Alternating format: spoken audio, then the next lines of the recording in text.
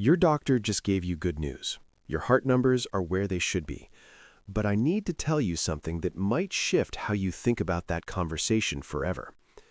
The medical world has been operating on an assumption for decades, one that worked perfectly fine when we were 45. But after 70, that same assumption can actually become harmful, and most doctors haven't caught up to what the recent research is showing us. In the next few minutes, I'm going to walk you through findings that challenge what you've probably been told about your cardiovascular health as you age. And more importantly, I'm going to show you a simple test you can do tonight that might reveal whether your current treatment plan is actually putting you at risk. Stay with me because this changes everything. I'm Dr. Eris John. I've spent years looking at what the research actually says versus what happens in the average doctor's office. And there's a gap there that concerns me. Over the past 5 years, major medical institutions have published studies on cardiovascular outcomes in older adults, people over 75 specifically. These aren't small studies. We're talking about tracking tens of thousands of people across multiple years, watching what actually happens to them. The problem is this information hasn't filtered down into everyday practice yet.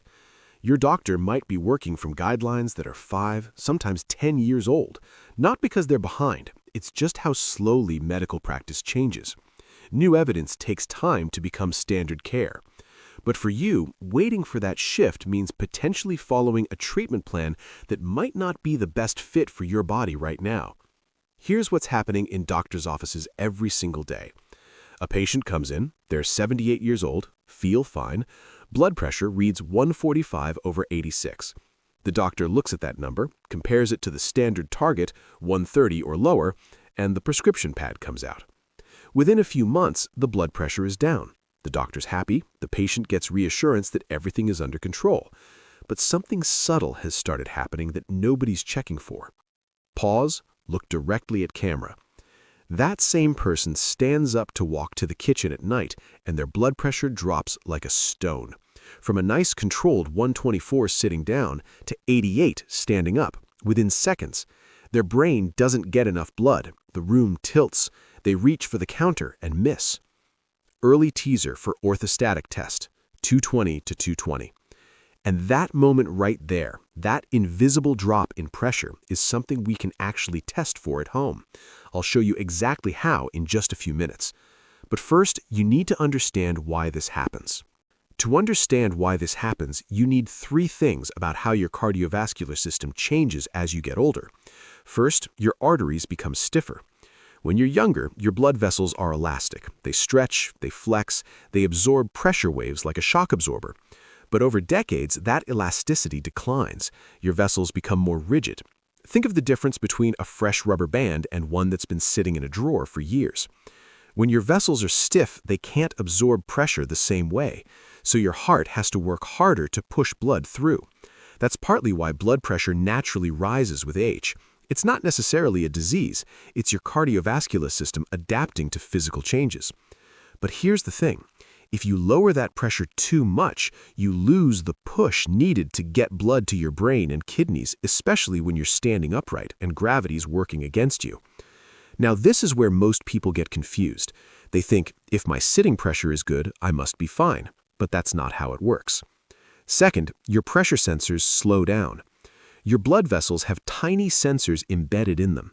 When you stand up, these sensors detect the pressure change and send an instant signal to your brain. Adjust the heart rate, tighten the blood vessels, maintain the pressure. In a young person, this happens in milliseconds, but with age, those sensors become less sensitive. They respond more slowly. Your nervous system can't compensate as quickly. So if your baseline pressure is already low and your nervous system is slower to respond, you get a dangerous drop when you change positions.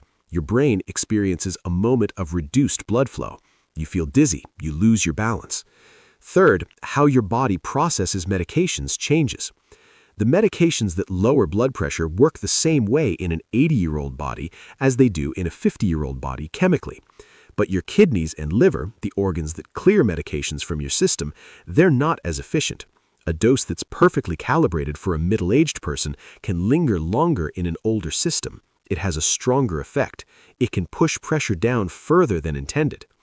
This isn't talked about enough, but it matters enormously. So, what does the research actually show? A few years ago, a large study published in a major medical journal followed over 15,000 adults, all aged 75 or older, for 5 years on average. These weren't cherry-picked healthy seniors. These were real people with diabetes, with prior heart attacks, with varying levels of frailty. The researchers tracked their average blood pressure over time and then looked at what happened to them. Who ended up healthier? Who experienced serious complications? Who lived longer? Here's what they found, and this is the part that contradicts standard practice. The group with the longest survival and the fewest serious health events wasn't the group with the perfect low blood pressure. It was the group in the moderate range, systolic pressure between 130 and 140. In other words, the people with perfect blood pressure were falling more, breaking more bones, and dying sooner than those with slightly elevated readings. The people who achieved that textbook ideal, below 120, they had significantly more falls requiring hospitalization, more incidents of their kidneys struggling to function, and overall, their mortality rate was notably higher than those with slightly elevated numbers. The very high group, above 150, they had problems too, more strokes, more heart events. But the surprising finding was that very low pressure was just as risky as very high pressure. The sweet spot, the range where people not only lived longer but reported better quality of life, was higher than what most current guidelines recommend. And here's what this means for you. Let me paint you a picture of how this plays out in someone's real life. You're 76. You go to your regular checkup. Blood pressure is 142/84. Your doctor looks thoughtful, pulls up the guidelines on the computer, and says, "We should get this down. Let's start you on something." 2 months pass. You're on the medication now. Pressure comes down to 128/78. Your doctor is pleased, but thinks we could fine-tune this a bit more. A second medication gets added. 2 more months. Now you're at 122/76. Perfect numbers. Your doctor is satisfied.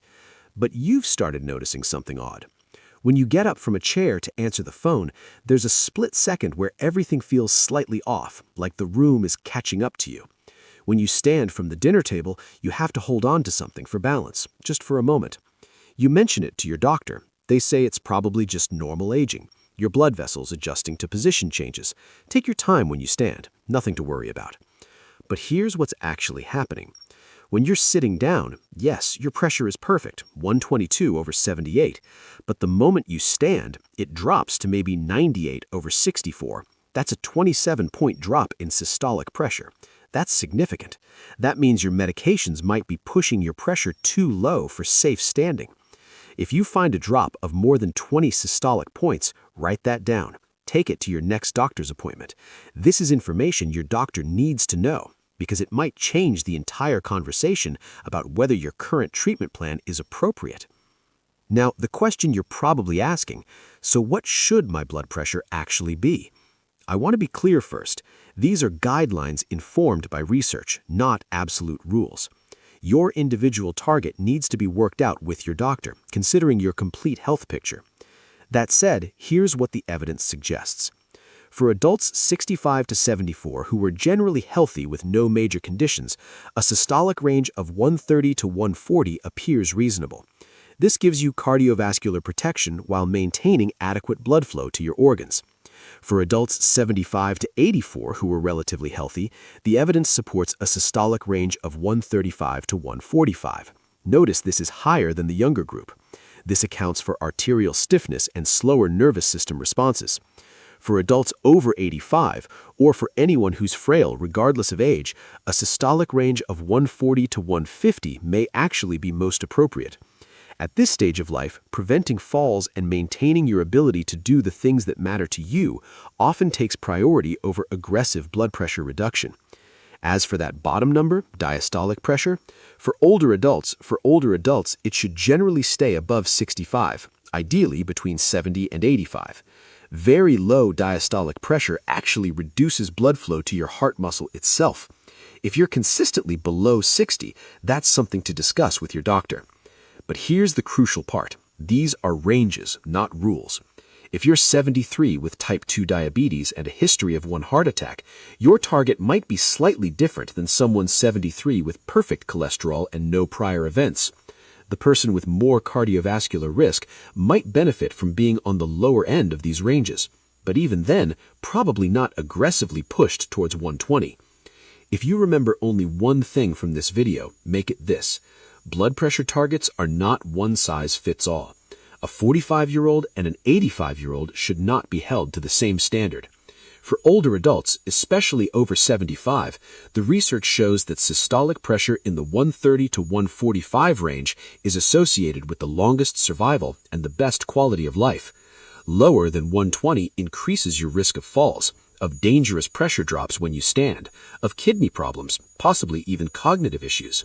Higher than 150 does increase cardiovascular risk. The sweet spot, the place where the evidence shows people do best, is in the middle. You've learned that the danger when you stand, that sudden drop in pressure, is often more threatening to your quality of life and your independence than moderately elevated sitting pressure. You've learned how to check for it yourself in 3 minutes. You've learned the actual physiological reasons why older bodies need different treatment approaches. And most importantly, you now have the language and the knowledge to be an informed partner in your own care. You're not just passively accepting what you're told. You're educated. You can ask smart questions. You can advocate for yourself. That's powerful. And you have more control over your health than you think.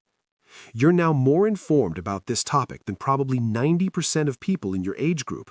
You understand the nuance. You know that one size doesn't fit all. You know the right approach takes individualization and careful monitoring. Here's what I want you to do. Write "informed" in the comments if this made you rethink what healthy blood pressure actually means. That comment does 2 things. It locks in what you've learned today, and it helps me understand what's resonating with you. And seriously consider sharing this with a friend or family member over 65. Most people are operating on outdated information. They deserve to know this too.